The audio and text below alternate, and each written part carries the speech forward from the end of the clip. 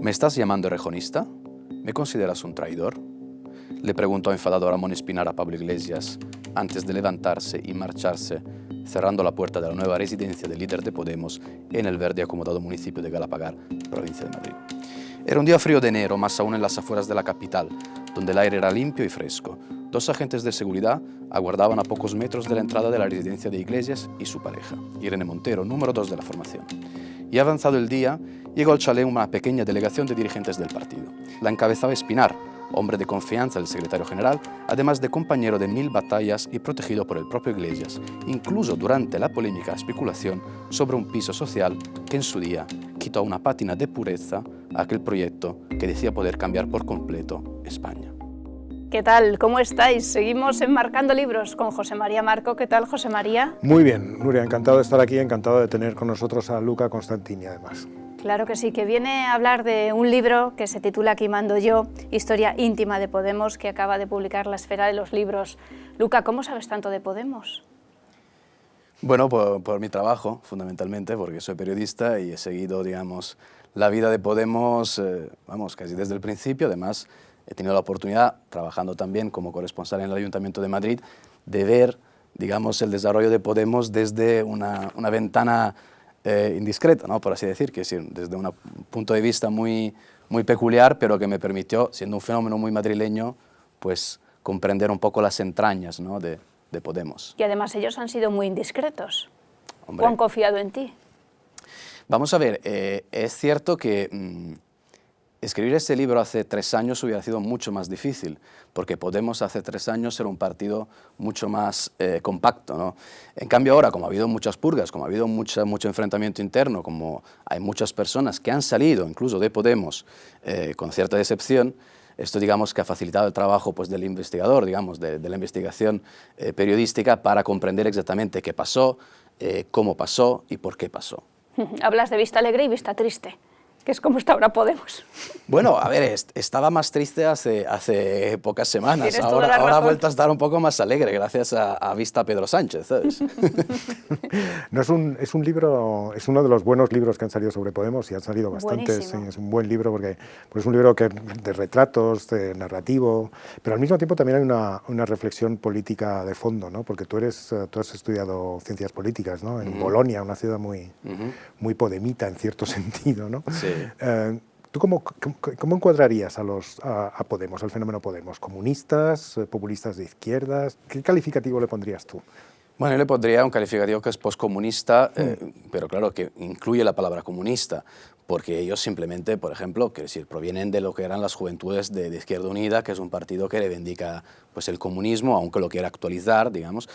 Digo poscomunista porque la cultura política de Podemos es una cultura, digamos, que llega después, ¿no? de la Guerra Fría, del Muro de Berlín, donde la izquierda tiene una crisis realmente ideológica, porque ya no es el trabajo, la dignidad del trabajo, también el peso de los sindicatos, sino que empieza a esa idea un poco postmoderno, virtual, de la idea del ecologismo, de la identidad, del género. Y claro, Podemos, los jóvenes de Podemos, que ahora no son tan jóvenes, pero en su día sí que eran efectivamente unos chicos, unos chavales, pues se entregan totalmente, ¿no? a esa nueva corriente, que es una corriente que pretende de alguna manera romper o destrozar lo que era la izquierda más antigua, que yo considero más antigua, que evidentemente era el PSOE. Es decir, en la diana de Podemos, desde el comienzo entra un partido que se llama el PSOE, el famoso sorpaso. El término sorpaso, que es una palabra italiana, entra en el vocabulario político español con Podemos y por Podemos. Y casi nos lo llegamos a creer en un momento, ¿verdad? Se lo creyeron ellos también. Ellos también creyeron, más o menos en el año 2015-16, que sí que podían dar el famoso sorpaso al PSOE. Realmente llegaron a punto, ¿no? Porque faltaban, ¿cuánto? 5 o 10 escaños para convertirse en la izquierda hegemónica, ¿no? Porque claramente todo pugna por un espacio político, significa que hay un partido que es el hegemónico y luego los otros pequeñitos. Ahora mismo estamos viendo algo parecido, yo creo, también en el espacio de centro-derecha, ¿no? con Vox, con el PP. Por lo tanto, claro, hay un momento clave en el que ellos se dan cuenta que este sorpaso pues, no va a llegar. Y entonces ahí empiezan los problemas. ¿No? Porque cuando todo va bien están todos más o menos unidos, pero cuando empieza a bajar un poco, ¿no? digamos, la ola, ellos empiezan los problemas que ya hemos visto en otros partidos, por cierto, comunistas de antaño, de hace 100 años, con las purgas, las peleas, las traiciones, y con este líder, que en este caso es el señor Pablo Iglesias, cada vez más aislado, que también ha ocurrido muchas veces, ¿no?, en estos tipos de partidos. O sea, que lo de irse a Galapagar no era solamente que le gustara la zona, bueno, sino crearse un búnker allí. Claro, es que de hecho el capítulo primero, el búnker, que hemos leído aquí unas cuantas palabras, es esto fundamentalmente. Vamos a ver, estamos hablando de un chalet a 40 kilómetros de Madrid, de la capital, alejada de todos, donde, claro, ellos hacen cenas o reuniones con los que forman parte, ¿no?, del núcleo duro del partido. Quien no va a Galapagar no cuenta nada fundamentalmente en Podemos hoy en día. Sobre Galapagar también hay que decir que, yo lo cuento, ¿no?, porque claro, ellos llegan criticando la casta. Entonces, cuando Pablo Iglesias, la primera vez que Pablo Iglesias va a la Moncloa y da una rueda de prensa, hace 6 años, 5 años, le preguntan, perdone usted, pero ¿qué es la casta para usted?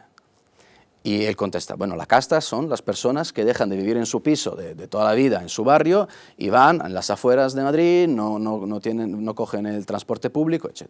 Entonces, claro, él ahí en ese momento de alguna manera ya firma casi su condena, porque ya es evidente que entonces ya te has convertido en casta, ¿no? Si vale para ellos, vale también para ti ese tipo de criterio. Y sobre el chalet, yo creo que aquello es el momento de verdad de inflexión del partido, ¿no?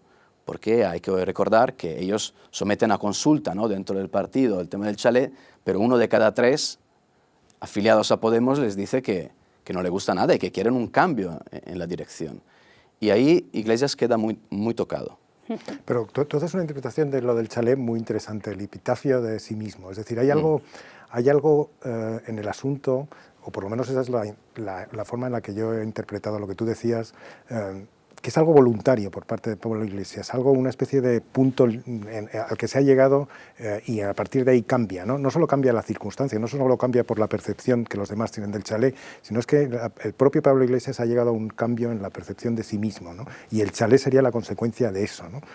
Hay una especie de suicidio, entre comillas, político, que lleva a que el chalet signifique dejar atrás una serie de cosas y convertirse en otro, ¿no? No sé si he interpretado bien a mí me ha interesado mucho lo que decías. A ver, uno de los elementos de este libro yo creo que es el factor humano fundamentalmente, intentar comprender cómo piensan los que deciden en este partido. Y claro, Iglesias, estamos hablando de un chico que cuando iba a los bares de Lavapiés, que era el barrio, ¿no?, donde se crea Podemos, pues nada, entraba en el bar, le daban un botellín, quiere decir, era un chico conocido, era un chaval de éxito, digamos, dentro de su mundillo, ¿no?, de jóvenes profesores de la Complutense. ¿Qué pasa para que esta persona 5 años después de todo lo que ha dicho en platos de televisión, en internet, en la Twitter, el programa que tenía, va y que se aleja de la ciudad? Yo creo que hay un elemento psicológico, efectivamente, es decir, la idea de la guerra permanente, la idea del conflicto permanente. Es decir, Iglesias llega a la política con unas aspiraciones guerreras, fundamentalmente. Y es un cambio también de la nueva política con respecto a la vieja política. ¿No? Esos platós donde él atacaba a todo el mundo, donde él se presentaba como outsider, donde él amenazaba con querellas, donde él aplicaba el sistema, ¿no?, del Litumás, que por cierto yo explico que es un sistema de comunicación realmente que viene de Italia, donde él estudió durante la época de Berlusconi.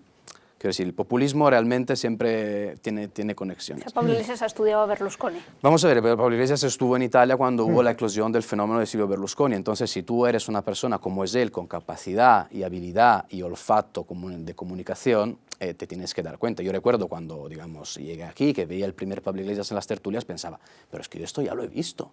Esto ya lo he vivido, aquí no hay nada nuevo. Y veía a todos, ¿no?, mis amigos, qué bonito, porque esto ya lo había vivido, ¿sabes?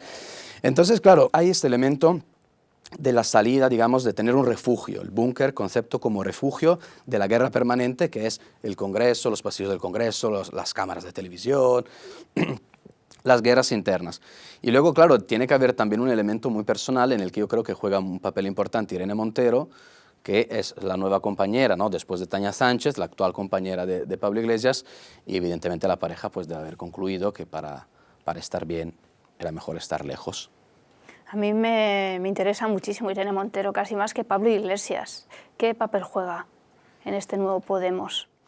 Irene Montero juega un papel importantísimo. Irene Montero trabajaba ella en el gabinete, digamos, en el equipo, ¿no?, de prensa de Pablo Iglesias. Y ahí Pablo Iglesias conoce a Irene Montero. Cierto que Irene Montero había estado en la PA, ¿no?, la famosa plataforma antidesahucio, que siempre se movían entre ellos, digamos, el círculo era pequeño. Y Iglesias ve la trabajadora Irene Montero, digamos. Irene Montero es una chica que, a ver, en primer lugar es una chica guapa, es una chica muy lista, es una trabajadora, muy trabajadora, que si su trabajo en el Congreso es una persona que se prepara su intervención y se lo prepara mucho. Entonces, claro, de hecho creo que el propio Pablo Iglesias lo escribe, dice de ella que era una empollona, ¿no?, un poco la idea. Y claro, pues nada, lo que explican las personas con las que he hablado es simplemente que él se enamora de ella de alguna manera, se enamora y ahí empieza pues la nueva pareja, el tándem, ¿no? Y Irene Montero lo que algunos critican de ella es que aleja el líder de todos los demás, ¿no?, de todas las personas que en el partido pues aportaban algún tipo de idea, cuestionaban ciertas líneas estratégicas, ¿no? Es un poco como que roba el líder, digamos, al partido, si quieres. Pero claro, no deja de ser una lectura, pues en fin, que la historia también dirá lo que es, porque ahora acaban de entrar en el gobierno, pues puede ser que la estrategia haya sido la correcta, ¿no? Un personaje importante al que dedicas mucho tiempo es Errejón, ¿no? ¿Qué es lo que ha significado la salida definitiva de Errejón de Podemos? Es decir, ¿qué es lo que ha cambiado, qué es lo que se ha perdido con él? Errejón tenía una posibilidad distinta para Podemos, era siano o un populismo nacional, capaz de integrar la idea de la nación española en algún sitio. ¿Qué es lo que se ha perdido con Errejón? Aparte del personaje de Errejón, que es muy atractivo, por lo menos para ciertas minorías universitarias, yo creo que no tanto para el resto de la población, pero para una parte sí, para una parte muy específica, sí que ha sido muy atractivo. Sí. Pero aparte de eso, ¿qué ha cambiado en Podemos cuando ya Errejón ha salido definitivamente? Bueno, Errejón yo creo que es el podemismo más urbanita, ¿no? Más del barrio de Chueca, ¿no?, para los madrileños, vamos. Es decir, Errejón aporta mucho al comienzo con esa idea del partido ni derechas ni de izquierdas, ¿no? Es la idea del partido atrápalo todo, ¿no? El sistema británico, el modelo británico, angloamericano de partido. Iglesias no se lo cree del todo esta fórmula del ni derechas ni de izquierdas, porque Iglesias venía de una cultura política más tradicional izquierdista. Y a las personas que son digamos, de izquierda, con cierta tradición, hablar de ni derechas ni de izquierdas es prácticamente la antesala del fascismo, así de claro. Sí, sí. Sí. Pero claro, ellos son oportunistas, entonces se dan cuenta, aplican realmente una estrategia leninista, una táctica leninista, que es crear caos para entrar y hacerse un hueco, y luego, claro, una vez que has entrado, pues volver a defender el sistema, que realmente es lo que estamos viendo, ¿no? Quiero decir, el problema con Errejón no era tanto de estrategia, que yo creo que más o menos compartían las mismas líneas dentro de la diferencia que acabo de mencionar, sino una cuestión de egos, pura y dura. Quiero decir, esto empieza ya en el año 2014, lo explico en el libro, en la primera reunión que ellos hacen después de las elecciones europeas, ya empiezan a pelearse, porque Errejón sostiene que él es el gran demiurgo del fenómeno Podemos, y Pablo Iglesias le recuerda, le dice, chico, es que la cara en la papeleta era la mía. El 1.000.000 de votos es mío. Pero eso de forma ilegal. Mando yo, ¿no? Sí, sí. Eso es una idea de Errejón, por lo que cuentas, ¿no? Eso es una intuición de Errejón, y por eso, claro, hay esta idea.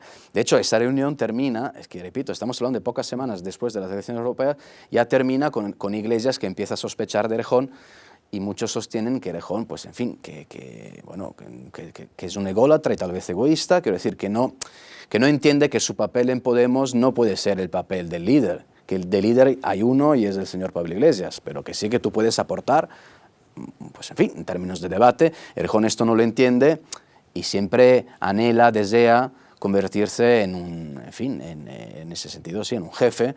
Lo que pasa que hemos visto que de estrella se ha convertido en estrellado, ¿no? Porque ahora tiene dos diputados en el Congreso, más uno que es de Compromís. Ese era el peso real político de Errejón. Sí. ¿Y con Manuela Carmena? Es que esta historia está llena de personajes fuertes, ¿no? No sé cuál es tu preferido, por cierto, Además, antes de hablar de Carmena.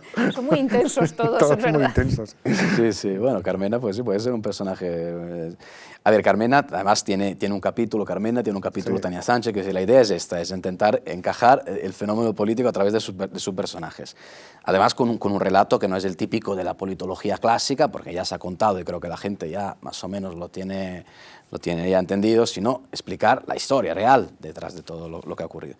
A ver, es que Carmena, yo lo dije en otra entrevista, es la gran traidora de Podemos, y lo repito. Y además este libro es el único con un capítulo serio, con datos de verdad sobre lo que fue el gobierno de Manuela Carmena en el Ayuntamiento de Madrid, porque de esto nadie habla, que realmente fue un gobierno de propaganda, de gestualidad, de poca gestión. Nadie habla mal de Manuela Carmena.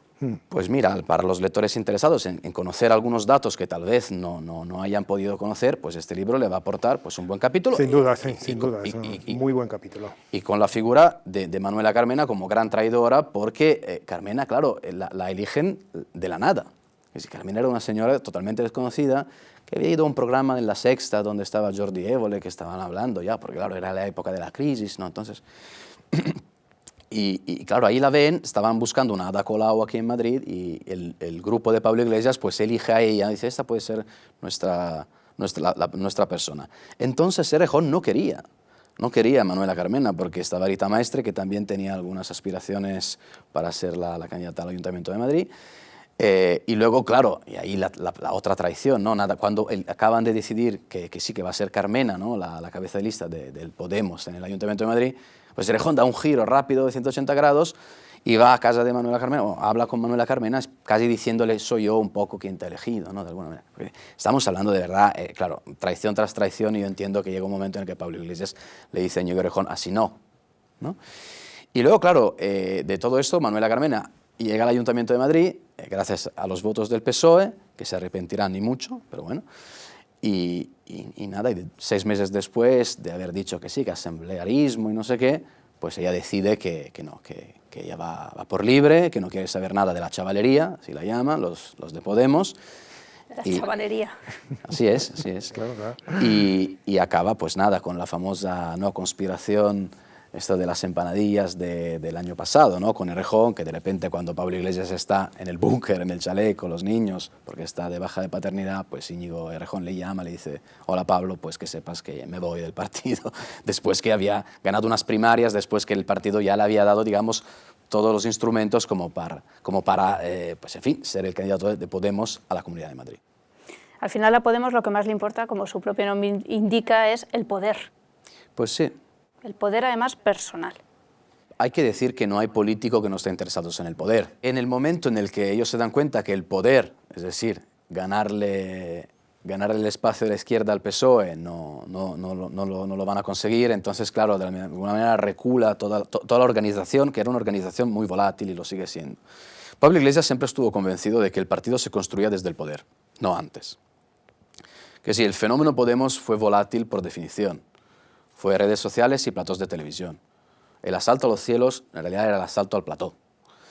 Y una vez, digamos, instalados en el poder, la idea era construir desde el poder el partido, a través de subvenciones, redes, etc.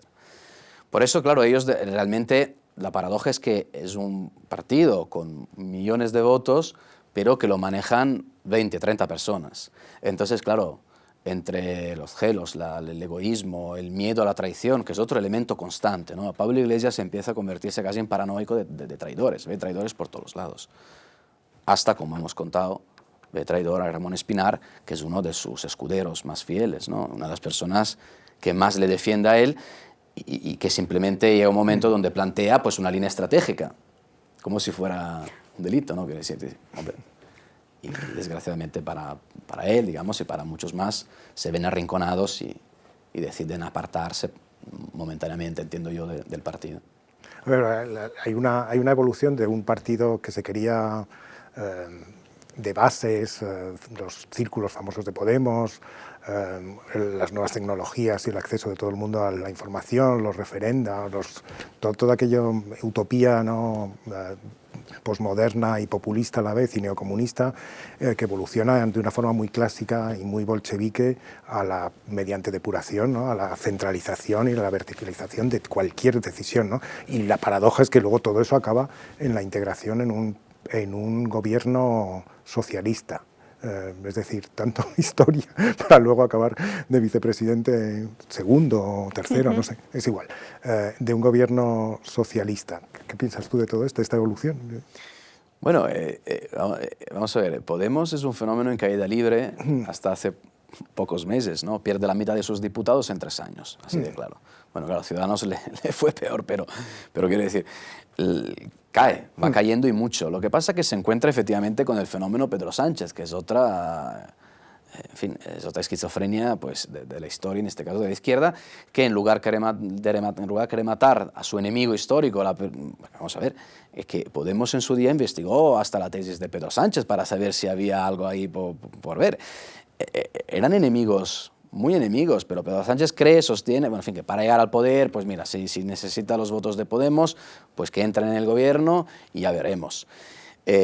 Ahora bien, la preocupación que tienen en Podemos hoy en día es pues, que al fin y al cabo el PSOE acabe triturando, digamos, lo que queda del partido y que de alguna manera pues, sea un poco el canto del cisne, ¿no? Toda esta vicepresidencia y los 3 o 4 ministerios que tienen. ¿Qué personaje de la trastienda de Podemos resaltarías? Bueno, es una buena pregunta. Pues la verdad que yo creo que Tania Sánchez es un personaje importante. Sí, es un personaje muy interesante. Muy interesante. Sí. Muy interesante porque Tania Sánchez es la persona que permite que sin Tania Sánchez, de hecho yo la llamo la madrina de Podemos, no habría Podemos, por el hecho de que Tania Sánchez es la persona, era pareja de Pablo Iglesias y le anima, le dice, Pablo, tú eres la persona que puede liderar esto, porque había la indignación, el 15M, ¿no? Nacían partidos, ahora lo olvidamos, pero es que nacían... Sí. ¿Cuántos partidos nacían entonces? Sí, y sin portavoz, porque tú ibas a la Puerta del Sol y decías, bueno, ¿y quién habla de esto? No, es que no habla nadie. Aquí no hay portavoces, no somos claro. como la casta. Además... Pero claro, hay Tania, que además viene de familia política, supongo que es pragmática, y dice, a ver... Sí, Tania Sánchez es una persona políticamente hablando y desde el punto de vista de la organización de una estructura política muy inteligente. Porque Tania Sánchez mamaba política cuando tenía 14 años. Tania Sánchez era la más lista del grupo en realidad, ¿eh? Cuidado. Y además Podemos, Pablo Iglesias, en ese sentido, como buen comunista, sobre el 15M lo que hace él realmente es cabalgar la protesta. Es decir, Podemos se encuentra con una tarta, que es el 15M, se encuentra con una oportunidad.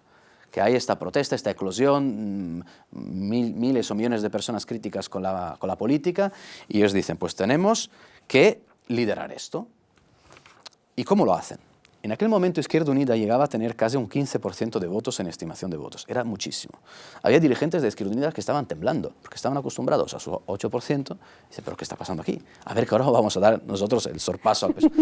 Entonces, en cambio, hay estos jóvenes que son muy oportunistas, muy ambiciosos, y entre ellos está Tania Sánchez. Y Tania Sánchez es la persona fundamental, porque es la persona que permite romper de alguna manera, crear una fractura generacional entre unos jóvenes de Izquierda Unida y este grupo de universitarios famosillos, porque estaban en las tertulias, la gente les conocía, se hablaban muy bien en la televisión. Tania Sánchez también le gustaba mucho la televisión, ¿no?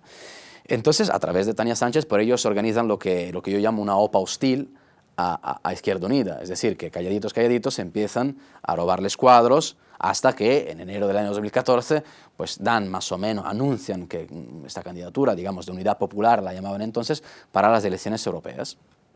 Ahora bien, ahí hay un gran capítulo que falta por escribir. En ese libro sí que hay un capítulo sobre esto y hay esbozado algunos elementos que estamos viendo ahora, las consultoras, las empresas vinculadas al partido, posible financiación externa. Todavía la investigación va cada día va más. Porque claro, porque cuando Podemos entra en la política en el 2014, hace una campaña electoral como si fuera un partido político. Y a mí dirigentes importantes, digamos, del mundo de la izquierda... ¿De dónde saca para tanto? Claro como que me destaca, dicen, se dice vamos a ver, castizo. es que yo estuve en los colectivos universitarios de donde ellos provienen, sobre todo, por ejemplo, en Bolonia, etc. El colectivo universitario tiene dificultad a tener dinero como para comprar latas de cervezas para las reuniones. Que sí, que sí. Una campaña electoral cuesta mucho dinero. Entonces, claro, luego ellos entran en el Parlamento Europeo y ahí con 5 diputados, de repente cada eurodiputado maneja 400.000 euros al año, pues entonces ya ahí empiezan, ¿no?, a tener pues fondos propios como para moverse. ¿Pero Irán también ayuda o no?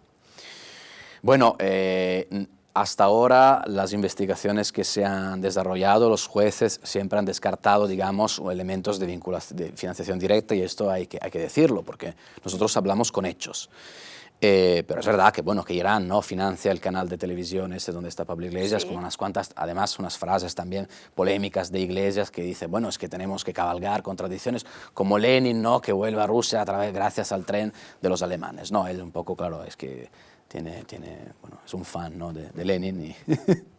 Pero también ha tenido hay una parte de enorme éxito de Podemos, no solo en la trayectoria, en la fulgurante, ¿no?, sino también Pablo Iglesias ha sobrevivido a cosas que creíamos que no iba a sobrevivir. Es verdad. Y luego también, ¿hasta qué punto ha podemizado el PSOE? O el PSOE ya estaba podemizándose con Rodríguez Zapatero y Pablo Iglesias y su grupo ha sido una especie de añadido, ¿no? Sí. Porque yo creo que la aportación de Podemos a la política española ha sido muy importante. O por lo menos cierto. importante. Sí, sí, Vamos a dejarlo así. Vamos a ver, Podemos gana y pierde. Quiero decir, ¿dónde gana? Gana en eso, que gana efectivamente. Ellos son hijos del Zapatero, del zapaterismo, ¿no? Ellos provienen de una cultura política muy del Zapatero. El PSOE, después de Zapatero, intenta, digamos, hacer un revisionismo también sobre el propio Zapatero. De hecho, Zapatero, los primeros 2 años que sale del gobierno, está calladito. Ahora no para de hablar, pero entonces había desaparecido, porque él era quien no vio llegar la crisis. Ahora todo el mundo se olvida de esto, ¿no? Pero bueno, ellos intentan recuperar esa tradición, bueno, esta cultura política de la nueva izquierda poscomunista de Zapatero, ¿no? Y realmente lo que logran efectivamente es que el PSOE, aunque al principio el propio Pedro Sánchez no dice, yo jamás pactaré con los populistas, ¿no?, hace el famoso acto con la bandera española gigante, sí, ¿no? Pues claro, al fin y al cabo luego Pedro Sánchez acaba un poco entrando al trapo al juego de Podemos, con el lenguaje inclusivo, ¿no?, con unas cuantas medidas también un poco, bueno, de carácter, podemos decir, populista, o de una izquierda, en fin, poco tradicional y moderada como ha sido en otros años. De hecho, en el libro lo explico, en Podemos se daban cuenta, cuando ya están en el Congreso, que en Podemos de vez en cuando organizan algún tipo de reuniones, invitan a figuras, a personas no sé, de la sociedad civil, pero de mundo podemita, ¿no?, por así decir. Y claro, de vez en cuando ven ahí que hay alguno infiltrado del PSOE, ¿no?, para ver lo que están haciendo. Yo creo que esta es la fotografía, ¿no?, de por dónde iba el PSOE de Pedro Sánchez. Ahora bien, yo creo que Sánchez es todo y la nada absoluta, quiero decir, él puede ser hoy podemita, mañana el Nuevo Ciudadanos. Esto en Podemos lo saben. ¿Y Monedero podía haber sido otra cosa? Monedero podría haber sido otra cosa. Monedero también aspiraba, quería ser el alcalde de Madrid, tenía alguna esperanza de poder ser el candidato a la alcaldía de Madrid. Le dijeron que no, dijeron, Juan Carlos, es que no sumas. Quiero decir, te queremos aquí en el equipo, pero como perfil para unas elecciones eres demasiado polémico. Él, en fin, al fin y al cabo acepta. En ese sentido, Juan Carlos Monedero se mantiene fiel, digamos, a Pablo Iglesias y a la idea de Podemos, y critica mucho a Errejón, por cierto. Monedero sí, es el primero, sí, que le advierte, uno de los primeros que le advierte a Pablo Iglesias, cuidado con porque este va por libre. Ahora mismo Monedero tiene una figura, es una figura importantísima, porque todos dicen que es la persona que... Bueno, él no tiene un cargo orgánico en Podemos, pero es la persona de enlace con un determinado mundo, sobre todo con el mundo de América Latina, ¿no? Juan Carlos Monedero, pues él presumía de tener contactos directos con el difunto Chávez, ¿no? Pero hay conversaciones telefónicas grabadas. Eso. Y luego, pero no solo ahí, con Obrador en México, con lo que era Dilma Rousseff. Por ejemplo, Gentili, Pablo Gentili, que era el gurú de Podemos, el argentino, que ahora se ha vuelto, ¿no?, argentino, del que se ha hablado mucho de él. Pues claro, realmente es Monedero quien lo introduce, digamos, en el mundo de Pablo Iglesias, ¿sabes? Entonces, Monedero es como el puente, ¿no?, el puente con el mundo de América Latina, y ya veremos si como algunas investigaciones están destapando, pues si él tiene un papel en lo que puede ser este flujo de dinero, ya veremos si realmente se concreta. ¿Le cae bien a Irene Montero? Sí, yo creo que sí, que entiendo que sí. Si está ahí, es que le cae bien. Quiero que tú me lo confirmes, pero cuando no se llegó a ningún acuerdo con Pedro Sánchez para formar gobierno y fuimos a otras elecciones, sí, yo ahí vi como Pablo Iglesias podía caer como líder político. Sí. De hecho, la jugada al quien le salió mal fue a Pedro Sánchez. Sí, sin duda. Pedro Sánchez, las elecciones de noviembre fueron un referéndum sobre Pedro Sánchez, donde él, si ganaba un escaño más, ya tenía un gobierno de minoría casi asegurado. Pero como ha perdido 2 o 3... Pablo Iglesias, en el año 2018, después del tema del chalet, está cansado. Es un líder cansado, es un líder que ya... él, la política, siempre ha considerado que Que sí, es una persona, es una figura política importante, pero es un gran comunicador. Y a él siempre le ha gustado mucho la idea de la tertulia, de la entrevista, él mismo lo dice, quiero decir, y sus compañeros lo dicen.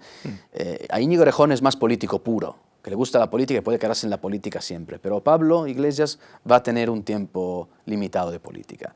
Y entonces ellos ya hablan de la posibilidad del relevo de Irene Montero. Lo que pasa es que toda la operación entre el chalet, entre luego la inestabilidad, la moción de censura a Rajoy y Pedro Sánchez lo paran y obligan de alguna manera a Pablo Iglesias a seguir siendo pues, el candidato. ¿Le obligan? Le obligan en el sentido que le dicen, mira, es que tú eres el único que puede evitar que esto se derrumbe. Ellos tienen unas reuniones al comienzo del año pasado donde se dan cuenta que es vida o muerte. Que tienen que hacer una campaña electoral muy importante, muy fuerte, con mucho dinero,